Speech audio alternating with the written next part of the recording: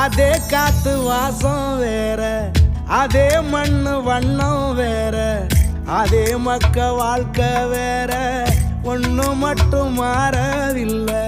மத்த நாட்டு சுவையெல்லாமே ஒத்த வேலை உடைய போல, சுத்தமான நம்மூர் சுவையோ ஆத்தா தந்த உசுர போல. மூட்டி பாசம் கொட்டி சமைச்சது திண்டுக்கல் தலப்பா கட்டி, நெய்யூத்தி நேசம் கொட்டி இழுக்குது திண்டுக்கல் தலப்பா கட்டி.